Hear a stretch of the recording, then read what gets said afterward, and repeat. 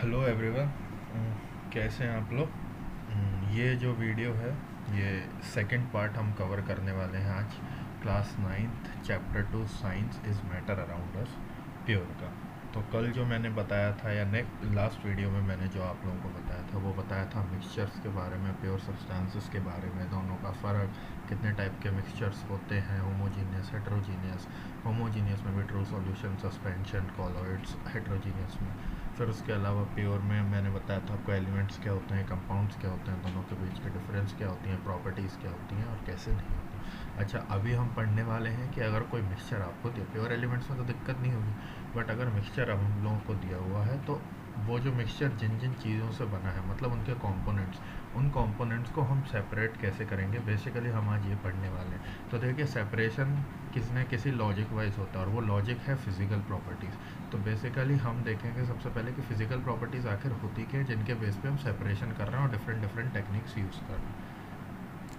तो देखिए, बेसिकली क्या होती है हमारी फिजिकल प्रॉपर्टीज़, जो बाहर से दिखती हैं, हम ये कह सकते हैं। तो फिजिकल प्रॉपर्टीज़ किसी भी मिक्सचर की, हम क्या क्या दिखेगा हमें, उसकी density, solubility, boiling points, size, और इसके अलावा कुछ और प्रॉपर्टीज़ भी रहती हैं। हम बेसिकली इन 3 से 4 प्रॉपर्टीज़ के बारे में और इनसे रिलेटेड हम टेक्निक्स पढ़ने वाले हैं। ठीक है। तो सबसे पहले हम अच्छा, जो टेक्निक्स है उनके भी एक बार नाम देख लेते हैं। तो वो है फिल्ट्रेशन। फिल्ट्रेशन आसान है, कोई दिक्कत की बात नहीं है। एवेपोरेशन और क्रिस्टलाइजेशन ऑलमोस्ट एक जैसा है, थोड़ा सा फ़र्क है। सेपरेटिंग फनल, वो भी बहुत आसान है। मैग्नेटिक सेपरेशन सबसे आसान है। क्रोमेटोग्राफी दिक्कत नहीं है। सेंट्रिफिकेशन, सब्लिमेशन हम फर्स्ट चैप्टर में पढ़ते आ रहे हैं, आप नहीं होगा तो आप लोग प्रीवियस वीडियो ज़रूर देखिएगा। उसके अलावा डिस्टिलेशन एंड फ्रैक्शनल डिस्टिलेशन। तो ये वो सारी टेक्निक्स हैं बेसिकली, जिनके बारे में हम अभी पढ़ने वाले हैं। तो सबसे पहले हम शुरू करेंगे फ़िल्ट्रेशन से। देखिए, फ़िल्ट्रेशन में कुछ ऐसा रॉकेट साइंस नहीं है। हमको क्या करना होता है, हमको एक फ़नल लेनी होती है और फ़नल में फ़िल्टर पेपर लगाना। मान के चलिए ये एक फ़िल्टर पेपर है, कोनिकल शेप, ठीक है, और कोनिकल शेप में ही हमारी फ़नल है, ऐसी कुछ। अब होता क्या है कि ये जो फ़नल रहती है हमारी, यहाँ ऐसे मट्टी और रेत को हम बेसिकली इसी से, मड या सैंड जिसे कहते हैं, सैंड और वाटर को हम ऐसे ही फ़िल्टर करते हैं। तो हम यहाँ से क्या करेंगे, पोर इन करेंगे, और जो भी छोटे छोटे पार्टिकल्स होंगे वाटर के, वो पास हो जाएंगे इस फ़िल्टर पेपर से, यहाँ नीचे आ जाएंगे। यहाँ पे कलेक्टर या बीकर या कुछ भी जार टाइप का रख देते हैं, ठीक है। वो जो पार्टिकल्स होंगे वो सारे यहाँ पे आ जाएंगे, सीधे नीचे वाटर ड्रॉपलेट्स गिर पड़ेंगे, और जो रिमेनिंग सैंड के पार्टिकल्स होंगे वो फ़िल्टर पेपर पास नहीं कर पाएंगे, और वो यहाँ पे जमा हो जाएंगे सैंड के पार्टिकल्स। तो यह होता है फ़िल्ट्रेशन हमारा। इतना कोई दिक्कत नहीं, फ़िल्ट्रेशन पढ़ने में बहुत आसान है, अपन फ़िल्ट्रेशन बहुत इजीली करते हैं ये चीज़। अच्छा, ठीक है। उसके बाद आते हैं हम एवेपोरेशन और क्रिस्टलाइजेशन पे। एवेपोरेशन हम सबको पता है, हम क्या करते हैं। देखिए, ये बेस है किस पे, बॉइलिंग पॉइंट। ये फ़िल्ट्रेशन साइज़ पे बेस था, फिजिकल प्रॉपर्टी साइज़, कि साइज़ डिफरेंट डिफरेंट होता है, ठीक है। हाँ, तो उसके अलावा ये जो बेस है, ये है बॉइलिंग पॉइंट पे, फिल्ट्रेशन और एवेपोरेशन और क्रिस्टलाइजेशन। तो देखिए, इसमें हम बेसिकली क्या करते हैं, ये मैं आपको एक बार बता देता हूँ अभी।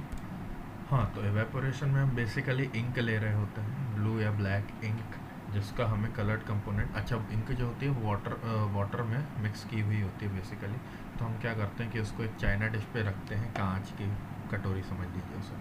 चाइना डिश पे रख के हम बेसिकली क्या करते हैं, इसे हम एक बीकर में पानी भरते हैं, और उस पानी, हाँ, उस बीकर के ऊपर हम चाइना डिश रखते हैं, और उसको हम बेसिकली क्या करते हैं, हॉट मतलब गर्म करते हैं। तो चाइना डिश को हम डायरेक्टली गर्म नहीं कर रहे हैं, पानी पे रख के गर्म कर रहे हैं, ये बात आप लोग ध्यान रखिए। अब होता क्या है कि ये पानी एवेपोरेट होगा, पानी के एवेपोरेट होकर वेपर्स जो पड़ेंगे चाइना डिश पे पड़ेंगे, जिससे चाइना डिश भी गर्म हो गए, और इससे ये जो इंक या डाई है, इसका बॉइलिंग पॉइंट, इसमें जितने भी कंपोनेंट्स हैं, जैसे जैसे हम गर्म करते जाएंगे, मान के चलिए कोई एक कंपोनेंट है, तो वो कंपोनेंट का बॉइलिंग पॉइंट अगर अटेन हो गया, तो वो सीधे सीधे वेपर बन के निकल जाएगा, और रिमेनिंग कंपोनेंट यहाँ पे लेफ्ट रह जाएगा, क्योंकि उसका सेकंड कंपोनेंट का बॉइलिंग पॉइंट नहीं आया बेसिकली। तो इससे हमें ये पता, मान के चलिए पानी था इंक में पानी मिला हुआ था, तो पानी सबसे पहले बॉयल हो जाना है। जब पानी सबसे पहले बॉयल हो जाना है, तो अदर जो जिन जिन कलरों से इंक वो मिलके बनी है, ब्लू या ब्लैक कलर हो या कोई भी चीज़ हो, तो वो हम इसको ऐसे दूर करते हैं। तो ये प्रोसेस बेसिकली एवेपोरेशन का होता है। ये देखिए, यहाँ पे आप बहुत इजीली हम ये पढ़ भी सकते हैं कि we find that the ink is a mixture of dye in water, thus we can separate the volatile component from its non volatile solute by the method of evaporation। ठीक है, ये होता है। फिर नेक्स्ट, अच्छा इसी में हम पढ़ लेते हैं क्रिस्टलाइजेशन। क्रिस्टलाइजेशन भी लगभग सेम है, इवेपोरेशन जैसा ही है, कुछ फ़र्क नहीं है, बस अंतर ये रहता है क्रिस्टलाइजेशन में, मैं आपको एक बार अच्छे बताता हूँ अच्छे से। अब देखिए एवेपोरेशन में हम बेसिकली क्या कर रहे थे कि जो हमें सब्सटेंस मिल रहा था, मान के चलिए सॉल्ट और वाटर ले लेते हैं हम, उसको एवेपोरेट करेंगे। ठीक है, सॉल्ट और वाटर को अगर हमने एवेपोरेट किया तो सॉल्ट जो है वो रिमेनिंग हो जाएगा, जो रह जाएगा, और वाटर के जो वेपर्स हैं वो एवेपोरेट कर जाएंगे। अब ये जो सॉल्ट रहता है ये बेसिकली पाउडर फॉर्म में रहता है। कैसा रहता है? पाउडर फॉर्म में रहता है।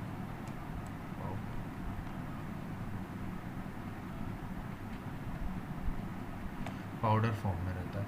अब इस पाउडर फॉर्म को कभी कभी हमको क्रिस्टल फॉर्म में कन्वर्ट करना होता है, तो उसको हम बेसिकली क्रिस्टलाइजेशन कहते हैं। तो हम क्या करते हैं कि अगर इसको हम एक फ़िल्टर पेपर लगा के अनडिस्टर्ब छोड़ दें इस सॉल्यूशन को, एवेपोरेशन के पास फ़िल्टर पेपर लगा के अनडिस्टर्ब छोड़ दें, तो ये ऑटोमेटिकली कुछ टाइम बाद हम देखेंगे कि क्रिस्टल फॉर्म में कन्वर्ट होगा। तो उसी प्रोसेस को हम बेसिकली क्रिस्टलाइजेशन कहते हैं, और इसमें कोई फ़र्क नहीं है एज सच। ठीक है, अब नेक्स्ट आते हैं हम सेंट्रीफ्यूगेशन। देखिए सेंट्रीफ्यूगेशन जो प्रोसेस है ये बेसिकली एक किस प्रिंसिपल पे बेस्ड है? ये इस प्रिंसिपल पे बेस्ड है कि किसी भी चीज़ को हम सर्कुलर मोशन में घुमाएंगे। सर्कुलर मोशन में अगर हम घुमाते हैं तो बेसिकली होता क्या है कि उस पर एक फोर्स एक्ट करता है बाहर की तरफ। अगर मैं इस डायरेक्शन में घुमा रहा हूँ तो अपने जूल पे देखा होगा, हम ये फोर्स महसूस भी करते हैं, जिसको हम कहते हैं क्या? Centrifugal force. सेंट्रीफ्यूगल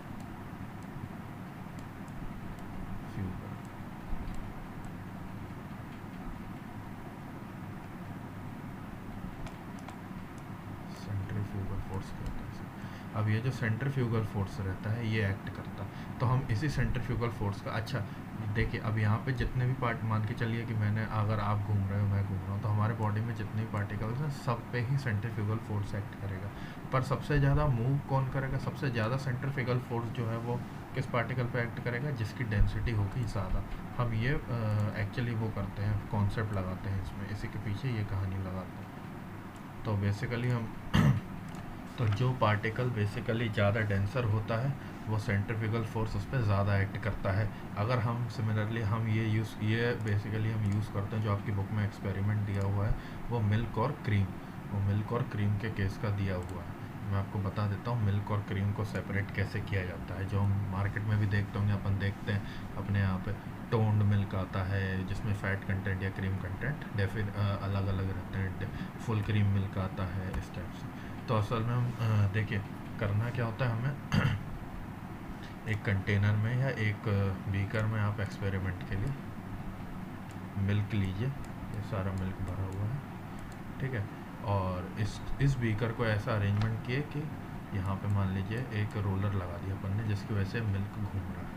ठीक है, तो हम ये बेसिकली मिल्क के साथ करते हैं, और साइंटिफिकली ये कैसे किया जाता है कि टेस्ट ट्यूब लेते हैं, मसल में ऐसे टेस्ट ट्यूब लेते हैं, ठीक है, 2 या 3 टेस्ट ट्यूब हम ले लेंगे, और इसको एक स्टैंड से कनेक्ट करके, इस स्टैंड को हम बेसिकली ये कह लीजिए ये क्लैम्प से लगे रहता है, ऐसे करके ये क्लैम्प से लगे रहते हैं, और ये जो स्टैंड है इसको हम रोटर से या किसी घूमने वाली चीज़ से लगाते हैं। तो अब ये टेस्ट ट्यूब क्या होते हैं? घूमते हैं। अच्छा ये मान के चलिए इस डायरेक्शन में घूम रहे हैं सारे, इस डायरेक्शन,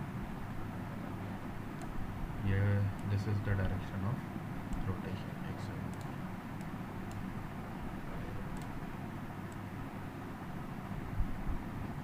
ठीक है।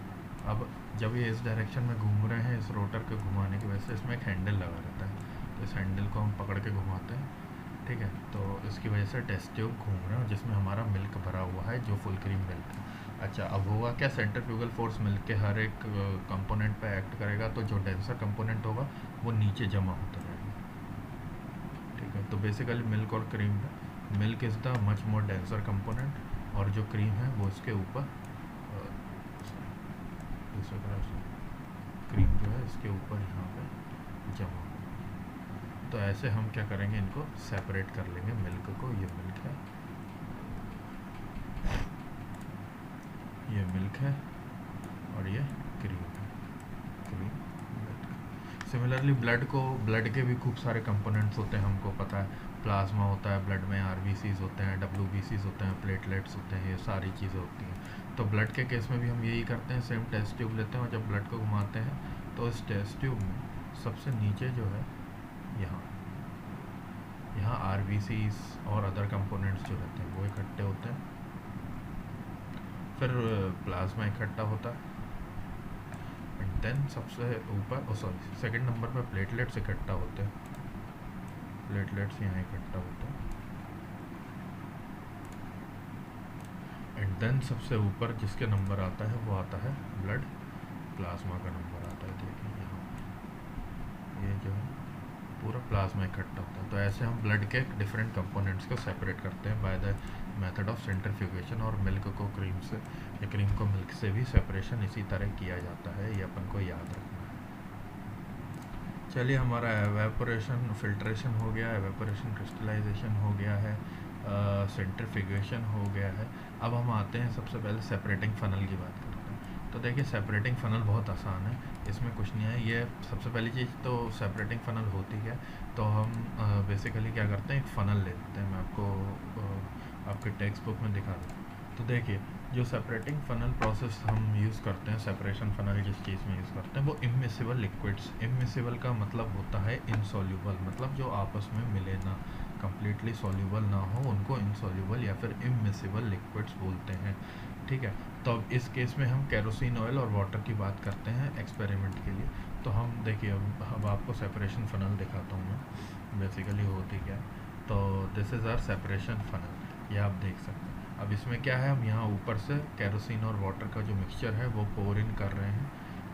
हाँ, तो ये जो केरोसिन और वाटर का मिक्सचर है हम यहाँ से पोर इन कर रहे हैं, और फिर ये जाके यहाँ पे सेटल डाउन हो जाएगा, और एक स्टॉप कॉक या फिर आप ये समझिए नल टाइप का लगा हुआ है या वॉल्व लगा हुआ है, जिसकी वजह से नीचे नहीं जा सकता कुछ भी जब तक हम इसे खोलेंगे। ठीक है, तो अब ये जो वाटर और केरोसिन ऑयल जो है, अब अगर हम इसको कुछ देर के लिए सेपरेटर्स को छोड़ देंगे तो ये क्लियरली विजिबल हो जाएंगे वाटर और केरोसिन ऑयल। क्यों? क्योंकि तो इनसॉल्युबल है, सॉल्युबिलिटी एक प्रॉपर्टी है, फिजिकल प्रॉपर्टी है जिस पे ये सब चीज़ बेस्ड है, ये तो हमें पता ही है। तो अब सिंस ये चीज़ें इनसॉल्युबल है, तो अब हम क्या करेंगे, जब ये कम्प्लीटली हमें लेयर्स ऐसी बनना मतलब दिखना शुरू हो जाएंगी, तो हम धीरे से स्टॉप कॉक खोलेंगे। जब हम स्टॉप कॉक खोलेंगे तो वाटर जो है सबसे पहले निकलेगा, हम देख सकते हैं। अगर इसे खोलेंगे तो यहाँ से वाटर सबसे पहले निकलेगा, और जब यहाँ से वाटर निकलेगा तो वाटर निकलने के बाद क्या बचेगा, केरोसिन ऑयल। उस केरोसिन ऑयल को हम सेपरेट कर सकते हैं। तो इसीलिए वाटर और केरोसिन ऑयल इस तरह से सेपरेट होते हैं। अच्छा, अब इस टेक्निक के यूज़ कहाँ कहाँ होते हैं? सॉल्युबिलिटी एक फिजिकल प्रॉपर्टी है जिस पे ये बेस्ड है, ये अपन लोग याद रखेंगे।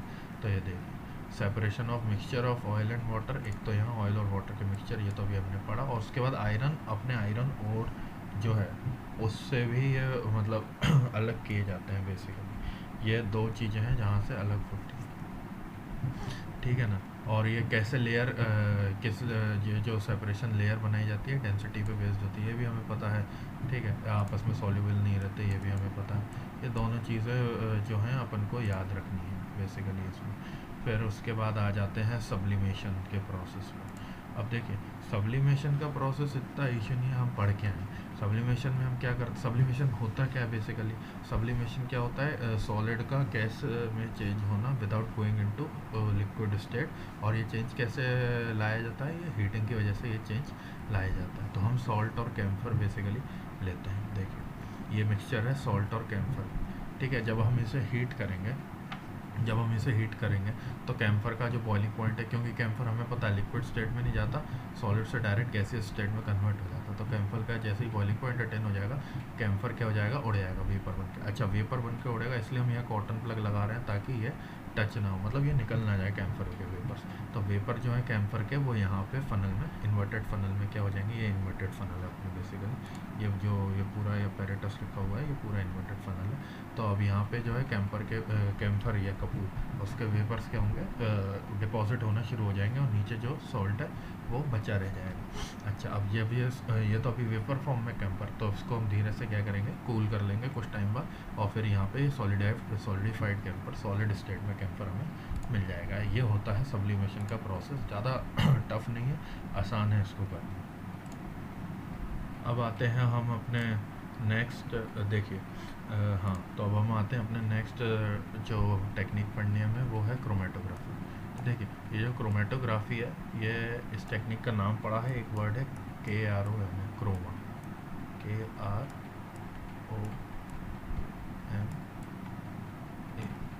क्रोमा। क्रोमा का मतलब होता है कलर। तो बेसिकली अगर ऐसा सॉल्यूशन जिसमें एक से ज़्यादा कलर मिले हों, हम उस सॉल्यूशन में कौन कौन से कलर मिले हैं उनको सेपरेट कैसे करें, ये इस टेक्निक को कहते हैं क्रोमेटोग्राफी। ठीक है, क्रोमा नाम होता है, क्रोमा से नाम पड़ा है, कलर मीनिंग होता है बेसिकली। ठीक है, अब करना क्या होता है हमें इसमें, देख लेते हैं एक बार। तो आपकी डायरेक्ट बुक से देखते हैं, वो भी आसान है, या फिर ऐसे ही देख लीजिए। एक पेपर आता है क्रोमेटोग्राफी पेपर, मान के चलिए हमें इंक है, इंक जो है कितने कलरों से बनी होती है, मान के चलिए हमारे 3 कलरों से बनी है, ब्लू, रेड और येलो। ऐसा हम मान के चलते हैं कि ब्लू, रेड और येलो कलर से हमारी इंक बनी हुई है। ठीक है, तो अब मान के चलिए कि ये एक पेपर है छोटा सा, इसको हम कहते हैं क्रोमेटोग्राफी पेपर। ठीक है, अब इसमें हम क्या करेंगे, एक लाइन मार्क कर देंगे पेंसिल से, और पेंसिल से लाइन मार्क करने के ऊपर ये एक इंक है जो हमें ब्लैक या ब्लू कलर की दिखाई दे रही है, उसका एक धब्बा छोड़ देंगे, एक ड्रॉप छोड़ देंगे। अब इसको हम ड्राई होने देंगे। फिर हम क्या करेंगे, ये मैं आपको बताता हूँ। फिर हम क्या करना है हमें एक फ़नल लेना है या एक बीकर लेना है जिसमें पानी भरा हुआ होगा। ठीक है, ये पानी भरा हुआ है, मान लीजिए पूरा पानी भरा। अब ये पानी कहाँ तक, ये जो फ़िल्टर पेपर है या क्रोमेटोग्राफी पेपर है, ये कहाँ तक डिप करना है हमें, ये जो हमने लाइन खींची थी ना, बस उस लेवल तक हमें डिप करना है। और ध्यान रखें कि ये पेपर हिले नहीं, हवा में उड़े ना, इसलिए हम यहाँ पे क्लैम्प्स वगैरह लगा के इसे अच्छे से टाइटली अटैच कर देंगे। ठीक है, अब इस अपैरेटस को हमें छोड़ देना है कुछ देर के लिए। होता क्या है, बेसिकली आइडिया इज़ कि ये पेपर जब इसमें डूबेगा तो पानी क्या है, सॉल्यूबल पानी क्या है, पानी जो मतलब जो वाटर ड्रॉपलेट्स हैं वो बेसिकली इसमें सॉल्यूबल होती जाएंगी, और फिर ये पानी का लेवल धीरे धीरे पूरे पेपर में फैलता जाएगा, तो पानी अपवर्ड्स ट्रैवल करेगा। अच्छा, अब जब ये ड्रॉप पे आएगा तो सबसे ज़्यादा सॉल्यूबल जो कलर है, मान के चलिए ब्लू, रेड और येलो कलर थे हमारे, जिसकी वजह से ये ड्रॉप बनी थी, इंक डाई की ड्रॉप या इंक की ड्रॉप। ठीक है, अब जो सबसे ज़्यादा हमारे जो सॉल्यूबल कलर होता है, वो सबसे ज़्यादा पानी जो है सबसे ज़्यादा उस कलर से रिएक्ट करेगा, जो जिसकी सॉल्युबिलिटी सबसे ज़्यादा होगी। तो सबसे ज़्यादा सॉल्युबिलिटी हम मान के चलते हैं कि ब्लू की होगी, तो ब्लू जो है इस पेपर में सबसे ऊपर यहाँ आके रिफ्लेक्ट होने लगेगा।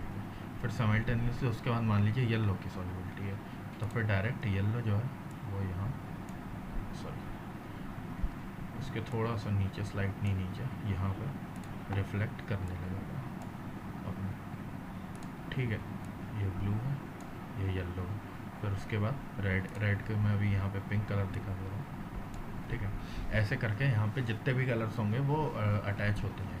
ये क्रोमेटोग्राफी ये टेक्निक होती है, कुछ टाइम बाद, मतलब कुछ टाइम बाद होगा या ड्रॉप में, एकदम तुरंत से नहीं होगा। ये आपके बेसिकली दिया हुआ है, और मैं आपको एक क्रोमेटोग्राफी पेपर भी दिखा देता हूँ, मतलब जब ये एक्सपेरिमेंट हो चुका था तो उसके बाद कैसा दिखाई देता है ये भी मैं आपको दिखा देता हूँ। तो देखिए, ये ऐसा दिखाई देता है, हमने इस पेपर को पानी में डिप किया था, फिर उसके बाद क्या हुआ, ये देखिए ब्लू, रेड, ऑरेंज, ये कलर हमें साफ साफ यहाँ पे दिखाई दे रहे हैं। कुछ रॉकेट साइंस नहीं है, समझना बहुत आसान है। ठीक है, चलिए नेक्स्ट हम पढ़ते हैं मैग्नेटिक सेपरेशन के बारे में। तो देखिए, मैग्नेटिक सेपरेशन में कुछ नहीं है, बेसिकली ये मैग्नेटिक प्रॉपर्टी पे बेस्ड होता है। मैग्नेटिक प्रॉपर्टी मतलब मैग्नेट पास में ले जाओ तो ये क्या करेंगे, अट्रैक्ट करेंगे, कोई भी पार्टिकल होगा जो मैग्नेट को अट्रैक्ट करने लायक होगा, जिसकी जितनी ज़्यादा पावर होगी उतनी ज़्यादा वो मैग्नेट उसको इतनी जल्दी अट्रैक्ट कर लेगी। तो ये जो हम यूज़ करते हैं, बेसिकली मैं आपको एक चीज़ बताता हूँ। हाँ, ये रहा। तो देखिए, ये है हमारा सल्फ़र पाउडर। सल्फ़र पाउडर से हम आयरन फिलिंग्स, आयरन के या लोहे के छोटे छोटे जो मतलब वो तार के टुकड़े रहते हैं, ऐसा समझिए उसे, उसको हम अलग करते हैं सल्फ़र पाउडर में। ये अगर मिले रहते हैं, ये हमने एक्सपेरिमेंट किया था। तो बेसिकली हम एक मैग्नेट है, परमानेंट मैग्नेट है ऑफ कोर्स, इसको हम पास ले गए। इसको जब हम पास ले गए और यहाँ पे पूरी तरफ घुमाया पाउडर में, तो सल्फ़र पाउडर तो सल्फ़र का है, सल्फ़र में इतनी ज़्यादा मैग्नेटिक प्रॉपर्टीज़ नहीं होती कंपैरेटिवली किसके, आयरन के। तो आयरन जो है, आयरन फिलिंग्स जितनी भी हैं सारी मैग्नेट से चिपक जाएंगी और यहाँ से हमारी आयरन फिलिंग्स अलग हो जाएंगी। बाद में हम इनको कहीं भी यूज़ कर सकते हैं। बेसिकली ये है आइडिया मैग्नेटिक सेपरेशन का। चलिए अब आते हैं सेकंड लास्ट टॉपिक है इस लेक्चर का, जिसका नाम है डिस्टिलेशन। तो देखिए यहाँ पे मैंने आपको सारे करवा दिए हैं। तो डिस्टिलेशन, हाँ ये है प्रोसेस डिस्टिलेशन का। डिस्टिलेशन जो यूज़ आता है, सबसे पहली चीज़ हमें देखना है कौन से दो liquid, two miscible liquids. Miscible मतलब सॉल्यूबल लिक्विड्स, ठीक है, सॉल्यूबल लिक्विड्स जो एक दूसरे में घुल मिल गए हैं, उसको हमें अलग करना होता है, ठीक है। अब इसमें जो अपना कॉन्सेप्ट लगता है वो ये लगता है कि ये जो दो मिसिबल लिक्विड्स हमारे या जो सॉल्यूबल लिक्विड्स हमारे, उनका जो बॉइलिंग पॉइंट होगा वो एक दूसरे से अच्छा, मतलब उन दोनों के बॉइलिंग पॉइंट में फ़र्क होगा, उन दोनों का बॉइलिंग पॉइंट एक दूसरे से अलग होगा और उन दोनों के बॉइलिंग पॉइंट में कंसिडरेबल फ़र्क होगा। कंसिडरेबल फ़र्क मतलब कंसिडरेबल डिफरेंस मतलब अप्रॉक्सीमेटली 25 डिग्री सेंटीग्रेड या उससे ज़्यादा का डिफरेंस होगा। बेसिकली हम ये मान के चल 25 डिग्री से ज़्यादा का हमारा डिफरेंस होगा, तो हम डिस्टिलेशन प्रोसेस यूज़ करते हैं। अब देखिए डिस्टिलेशन प्रोसेस में हमें करना क्या होता है, ये भी बहुत ही आसान है, बॉइलिंग पॉइंट पे बेस्ड है। तो हमने मान के चलिए यहाँ पर एसीटोन और वाटर का ले लिया। एसीटोन का बॉइलिंग पॉइंट अराउंड 70 डिग्री होता है और वाटर का अराउंड 100 डिग्री होता है, ये हमें पता है। तो हमने क्या किया, एक डिस्टिलेशन फ्लास्क लिया, इसमें एसीटोन और अपना वाटर, इनका जो सॉल्यूशन है उसको हमने रखा और उसको बर्न कर दिया। बर्न करने के बाद हमने यहाँ पे क्या किया हुआ है, देखिए मैं बताता हूँ। अब यहाँ पे हमने एक क्लैम्प से ये एक तरह का ये, मतलब ये कहिए कि वाटर आउट, मतलब क्या ही कहेंगे, ऐसे एक ट्यूब टाइप का लगा दिया है हमने से। बेसिकली ये होता है। तो अब होता क्या है कि देखिए जब ये बॉयल होना शुरू होगा तो एसीटोन और वाटर, एसीटोन का है 70 डिग्री, वाटर का 100 डिग्री। तो 70 डिग्री वाला जो है वो जल्दी बॉयल होगा, मतलब वो वेपर में कन्वर्ट हो जाएगा। 70 डिग्री आते ही थर्मामीटर हम यहाँ पे चेक करते रहेंगे, ठीक है।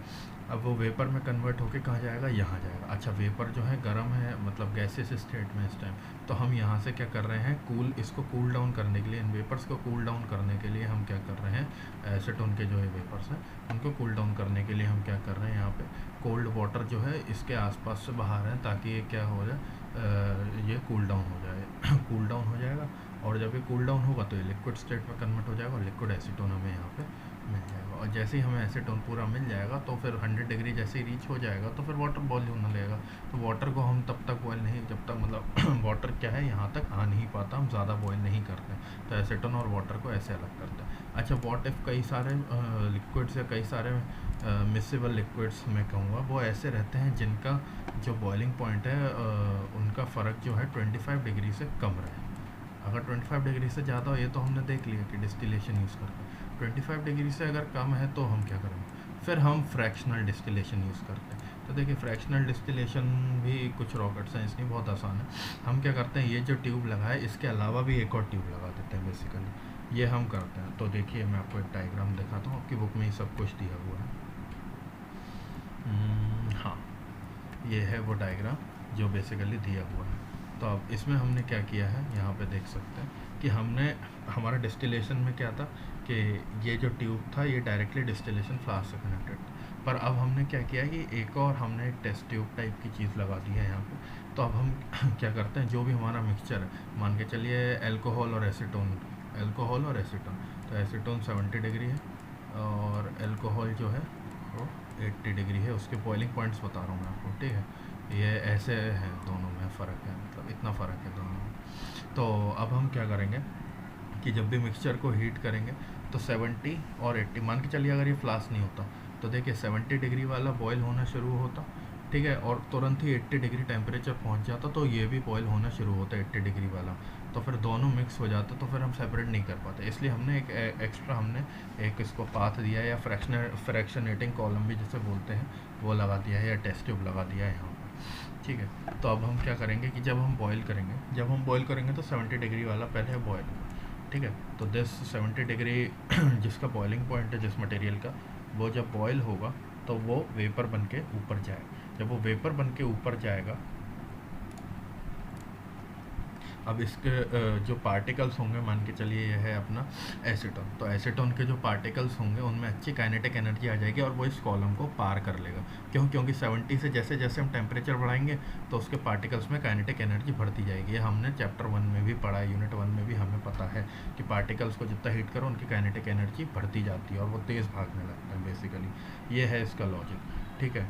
तो अब क्या होगा, 70 डिग्री के बाद से फिर हम 80 डिग्री पे चले जाएंगे। जब 80 डिग्री अटेन हो जाएगा तो अल्कोहल भी बॉयल करने लगेगा इस मिक्सचर से। जब अल्कोहल बॉयल करने लगेगा तो बट अल्कोहल के पार्टिकल्स की काइनेटिक एनर्जी उतनी नहीं होगी जितनी 70 डिग्री वाली एसीटोन की अटेन कर लेगी। तो जो 70 डिग्री वाला है वो इस रास्ते को पार कर जाएगा, और जब वो इस रास्ते को पार करेगा तो सीधे यहाँ पे आके ठंडा होगा कोल होकर सीधे जो हमारा एसीटोन है वो यहाँ पे अलग होकर हमें लिक्विड फॉर्म में मिल जाएगा, क्योंकि वेपर फॉर्म में यहाँ से जब ठंडा होगा तो लिक्विड फॉर्म में कन्वर्ट हो जाएगा। सिमिलरली अच्छा व्हाट इफ 80 डिग्री वाला, 80 डिग्री वाले का क्या होगा, मतलब जो अल्कोहल है जिसका बॉइलिंग पॉइंट 80 डिग्री है उसका क्या होगा। तो देखिए उसका ये होगा कि जब हम 80 पहुँचेंगे तो 70 वाला तो बहुत आगे निकल गया होगा इसको पार कर, बट हम जब 80 पहुँचेंगे तब ये शुरू होंगे, इसके पार्टिकल्स इतनी काइनेटिक एनर्जी गेन नहीं कर पाएंगे कि ये जो फ्रैक्शनेटिंग कॉलम है ना इसको पार कर पाए, तो वहीं के वहीं वापस गिर जाएंगे, ठीक है ना। जब वो वहीं गिर जाएंगे तो यहाँ पे जो हमें मिल रहा होगा ये प्योर कंपोनेंट मिल रहा होगा बेसिकली। बस ये है, this was our fractional distillation. इसको हम फ्रैक्शनल डिस्टिलेशन भी बोलते हैं। इनके जो यूजेस हैं वो आप एक बार रीडिंग मारेंगे, हाँ अच्छे से एक बार रीडिंग मार लीजिएगा तो आपको बहुत आसानी से क्लियर हो जाएंगे कि इनके यूजेस कहाँ कहाँ क्या क्या चीज़ें कितने कितने क्या यूज़ आती हैं क्या यूज़ नहीं आती। इसके अलावा आपको और कोई डाउट हो तो ज़रूर कमेंट सेक्शन में कमेंट कीजिएगा, क्योंकि ये बहुत ज़रूरी चीज़ होती है कमेंट सेक्शन में अपने डाउट्स कमेंट करना, ताकि मैं उन लोगों उसका ज़्यादा से ज़्यादा आंसर दे पाऊँ आपको बेसिकली, ठीक है। अब इसके बाद हम एक छोटा सा टॉपिक और पढ़ते हैं, वो है फिज़िकल और केमिकल चेंजेस। देखिए किसी भी चीज़ की अगर फिज़िकल अपीयरेंस या फिज़िकल नेचर में चेंज है, फिज़िकल प्रॉपर्टीज़ में चेंज है, फिज़िकल प्रॉपर्टीज़ मैंने आपको अभी बताई थी, जैसे colour, hardness, rigidity, fluidity, specified density, melting point, boiling point, ये सारी फिज़िकल प्रॉपर्टीज़ होती हैं, मैंने आपको बताई। अगर इसमें चेंज है तो फिर उस चेंज को हम कहेंगे फिज़िकल चेंज, ठीक है। जैसे मान के चलिए कि लकड़ी को हमने मतलब पेड़ की लकड़ी को हमने काट के सोफे में कन्वर्ट कर दिया, तो वो एक फ़िज़िकल चेंज है। बट क्या केमिकल चेंज होगा? नहीं, केमिकल चेंज नहीं होगा। क्यों? क्योंकि उनकी केमिकल प्रॉपर्टी नहीं, पेड़ में अगर पानी चला जाए तो वो बेकार हो जाएगा, अगर एक्सेसिव पानी चला जाए, लकड़ी में भी पानी चला जाए तो वो फूल जाती है। तो इसलिए उनकी केमिकल प्रॉपर्टीज़ जो है वो क्या नाम है अपनी कॉम्प्रोमाइज़ नहीं हो रही है बेसिकली। अगर हम केमिकल चेंज की बात करें तो देखिए केमिकल चेंज में क्या होता है कि फ़िज़िकल प्रॉपर्टीज़ में चेंज नहीं होता, केमिकल प्रॉपर्टीज़ में चेंज होता है, ठीक है। अब केमिकल प्रॉपर्टीज़ बेसिकली देखिए क्या होती हैं केमिकल प्रॉपर्टीज़, हम ये समझते हैं। देखिए सबसे पहले बर्निंग जो है वो एक केमिकल चेंज का बहुत अच्छा एग्जांपल। किसी भी चीज़ को अगर हम बर्न करते हैं तो उसकी स्टेट चेंज होती है, ठीक है। स्टेट तो चेंज होती है, कभी कभी स्टेट जैसे पेपर को बर्न करो तो वह एच में कन्वर्ट हो जाता है, इस टाइप से स्टेट चेंज होती है। और स्टेट चेंज होने के साथ साथ ही उसकी केमिकल प्रॉपर्टीज़ चेंज हो जाती हैं, ठीक है। तो वो होता है केमिकल चेंज जिसको हम कहते हैं। और फिज़िकल चेंज का तो मैंने आपको बता ही चुका हूँ। तो यही था इस चैप्टर में। इसके अलावा मैंने मोर और लेस चैप्टर में सारी चीज़ें कवर की हैं। कुछ छूट गया हो तो ज़रूर कमेंट में बताइए, जहाँ तक है वैसे नहीं छूटा। जो मेन पोर्शन है और जो इम्पोर्टेंट है वो मैंने आपको बता दिया है। इसके अलावा आपको अगर वीडियो पसंद आए तो ज़्यादा से ज़्यादा इसको शेयर करें अपने दोस्तों के साथ, भाइयों बहनों के साथ, मित्रों, जितने भी लोग हैं सबके साथ, जिनको ज़रूरत हो उनको प्लीज़ प्लीज़ प्लीज़ शेयर करें और लाइक करें, कमेंट करें, ज़्यादा से ज़्यादा सब्सक्राइब करें मेरे चैनल को, ताकि मैं आपके लिए और अच्छे अच्छे वीडियोज़ डालते रहूँ। और अपने डाउट्स को कमेंट कीजिएगा। Thank you so much, bye bye.